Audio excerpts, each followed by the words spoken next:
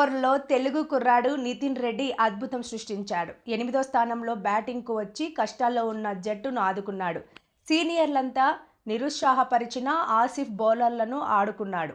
ఒక 6, 9 ఫోర్లతో సెంచరీతో కథం తొక్కాడు. ఆల్రౌండర్లు జడేజా, సుందర్ సహకారంతో జట్టు స్కోరును 350 దాటించాడు. 99 రన్స్ వద్ద 4 కొట్టి టెస్టుల్లో ఘనంగా తొలి సెంచరీ నమోదు చేశాడు.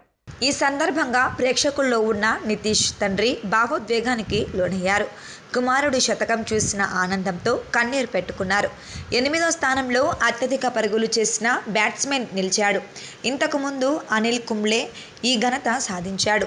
ఒక వాషింగ్టన్ సుందర్ 50 పరుగులు చేసిన కాసేపటికే వెనుకు తిరిగాడు. నితీష్తో కలిసి 8వ వికెట్కు 127 పరుగుల భాగస్వామ్యం నిర్మించాడు.